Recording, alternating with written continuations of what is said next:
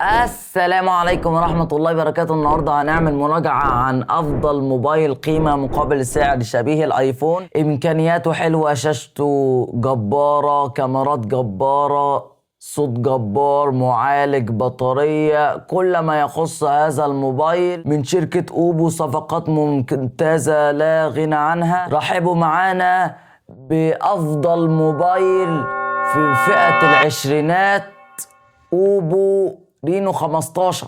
أول حاجة معانا وزن الموبايل 197 جرام، وده وزن كويس عن الأوبو رينو 13 وأوبو رينو 14. وسمك 7.8 ملي. في خلطة حلوة في الموبايل ده بصراحة، ولكن في تعديلات ما تعدلتش في الموبايل ده عن الموبايل السابق اللي هو أوبو رينو 14. الشاشة أموليد، ألوان مشبعة نقية جميلة جدا جدا جدا، بحجم 59 إنش، يعني حاجة بسم الله ما شاء الله، خطيرة خطيرة. بص، الحجم ده مناسب للفرجة على الفيديوهات، ولكن الحجم ده شوية علينا كناس متعودين على الشاشات الكبيرة، اللي هي 6 و7 و6 و8 و6 و9 وسبعة وواحد وبوصة و7 و2 بوصة، يعني بدقة 1.5K.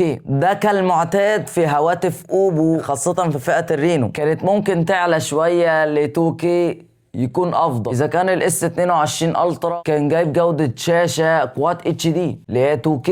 اتمنى في السلسلة اللي جاية اللي هي رينو 16 ورينو 17 ان شاء الله تركز على دقة الشاشة، تخليها كواد اتش دي، عشان احنا عايزين جودة عالية، مش عايزين جودة مرممة. مع معدل تعتيم 3840 هرتز لحماية العين، أقل جهدا للعين، دي حاجة ممتازة جدا. مع طبقة حماية كورنينج جوريلا جلاس 7 اي.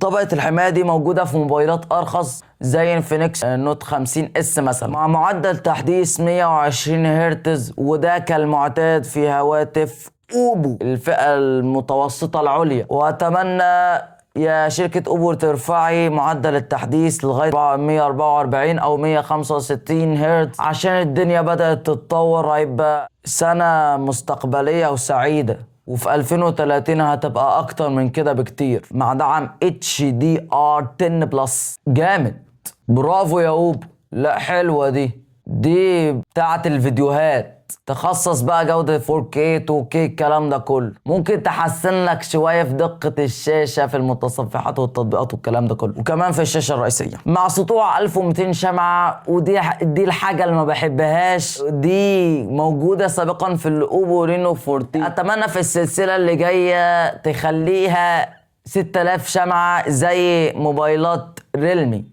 زي ريلمي جي تي 7 وجي تي 7 برو وجي تي 8 برو اللي لسه هينزل مصر الشهور اللي جايه في السنه دي. تاني حاجه الكاميرا الاساسيه الاولى بدقه 50 ميجا بكسل، كاميرا عالميه ما شاء الله، صورها عالميه بالذكاء الاصطناعي عالميه جدا، ممتازه. مع مثبت بصري OIS، مع التثبيت البصري إذا كان في الصورة أو الفيديو حكاية، وفي الوضع الليلي ممتاز. الدايناميك رينج بتاعها ممتاز جدا جدا جدا، يتفوق على أي موبايل نازل حاليا. والموبايل ده قيمة مقابل سعر، وهقول لك اشتريه حالا قبل ما الموبايل أسعاره تغلى، وممكن يوصل لحد 35,000 جنيه. التقريب الثاني الحقيقي بدقة 50 ميجا بكسل 3.5 اكس الحقيقي، ويصل ديجيتال إلى 120 اكس زوم. ليه كاميرا قول عليها التليفوتو، هي التليفوتو أساسا بايروسكوب، تليفوتو بايروسكوب، تليفوتو 3.5 اكس، بايروسكوب 120 اكس. بس ال 120 اكس مش أفضل حاجة، يعني مثلا لحد 60 أو 50 اكس تديك جودة مقبولة مع الذكاء الاصطناعي يحسنها لك. ال 120 اكس مش احسن حاجة، ولكن الذكاء الاصطناعي يحسنها لك، فدي اضافة ممتازة جدا. والكلام ده موجود في اوبو رينو 14 نفس سعر موبايل رينو 15 الجديد. الزاوية الواسعة بدقة 8 ميجا بكسل اللي هي الكاميرا الثالثة، ده عادي عادي خالص، جربتها وعادي متواضعة. مفروض تبقى جودتها احسن شويه. الاماميه بدقه 50 ميجا بكسل بزاويه واسعه 100 درجه بمستشعر سامسونج جي ان 5، ودي حاجه ممتازه جدا. دي انحطت في موبايل رخيص زي الريلمي 15 تي اللي عامل 15000 جنيه، ودي اضافه ممتازه في فئه قول فئه ال 25000 جنيه. حلوه جدا جدا جدا جدا ما شاء الله تبارك الله يعني، وصوره ممتازه، ووضع الليلي فيها ممتاز جدا، وتحسين الذكاء الاصطناعي ياه خرافي. مش هتكلم عنها كتير، وهتكلم بقى في تصوير الفيديو. الكاميرا الخلفيه في تصوير الفيديو جميل، والاماميه جميل برضو، الاتنين نفس الدقه ونفس كل شيء. يدعم تصوير فيديو بجودة 4K بمعدل 30 و60 فريم في الثانية. دولبي فيجن يا معلم، دولبي فيجن ايه خرا ايه، دولبي فيجن دي يا ابني حاجة عالية. جاتش في فئة ال 26000 في موبايل اوبو رينو 14، او ممكن جت انا معرفش، بس الدولبي فيجن دي يا معلم بتحسن لك من جودة الصورة جدا. تحس ان انت مصور فيديو من كاميرا احترافية زي كانون ونيكون وبعض الكاميرات الاحترافية مثل سوني 7 في الجديد.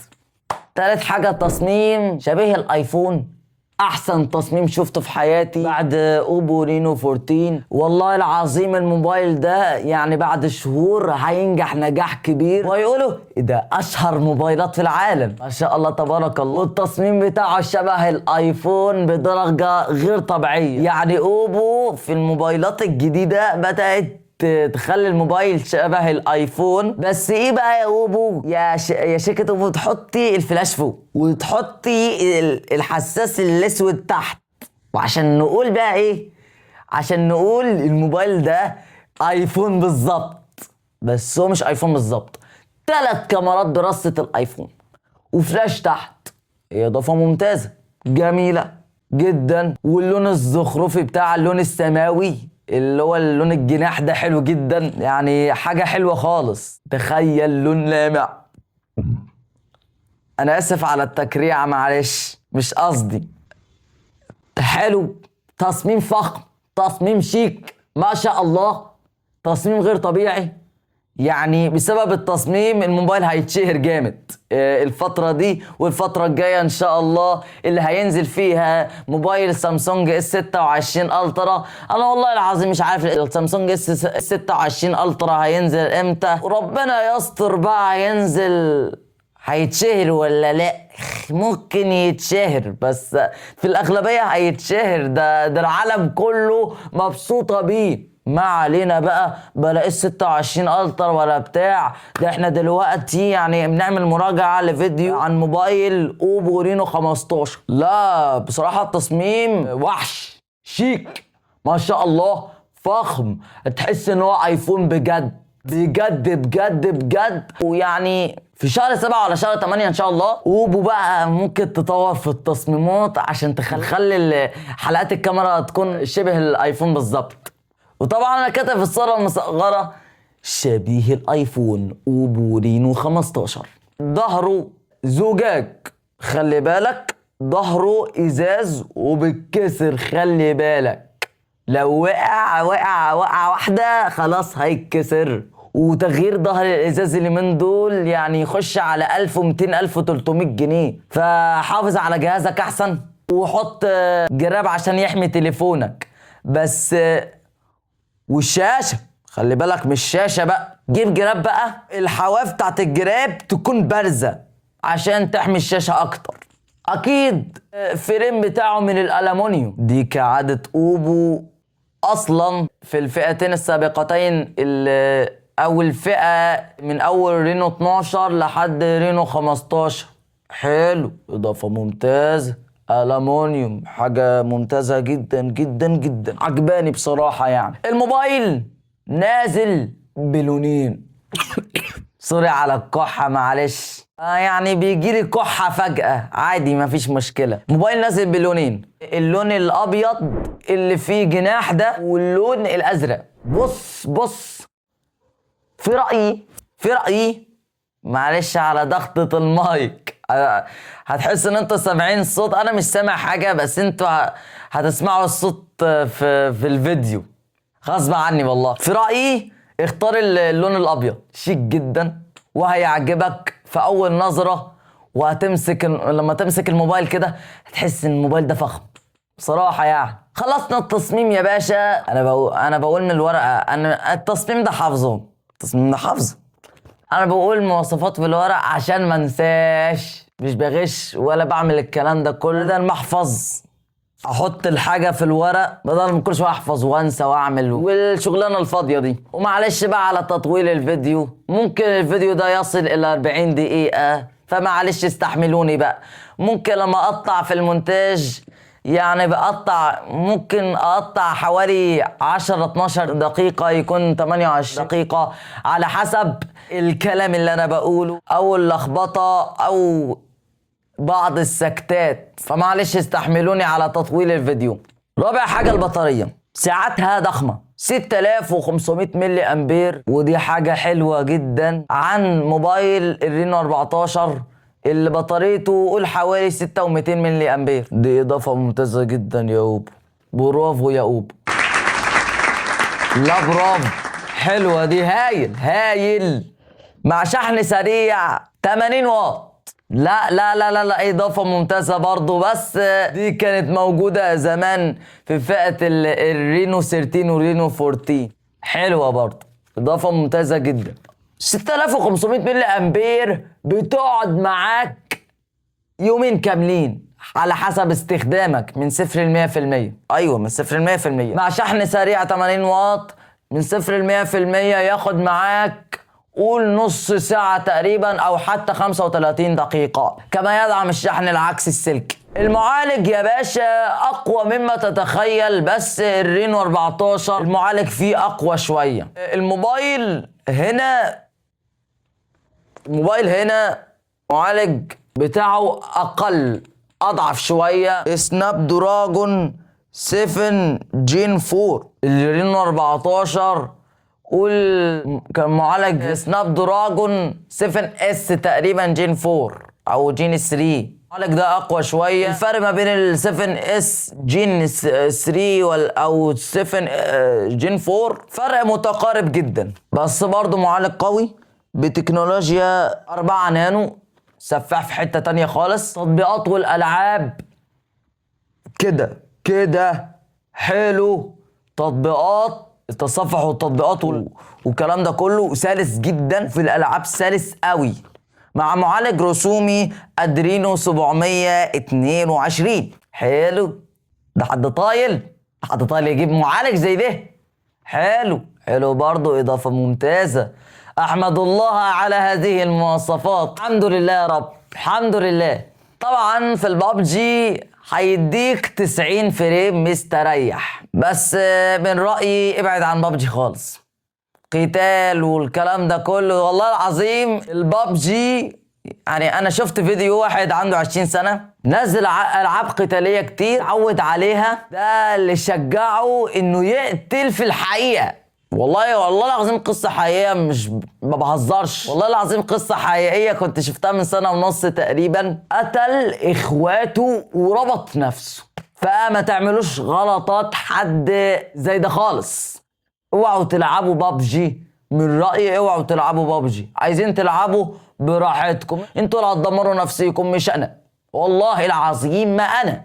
ربنا يهديكم ويصلح حالكم. الصوت استيريو عالي نقي جدا، مسموع، يأتي من كل نواحي السماعات، نقي عالي، سماعتين فوق وتحت، لا الصوت ممتاز جدا، ده اللي هيخليك تشتري الموبايل. التقنية الصوتية العالية فيه.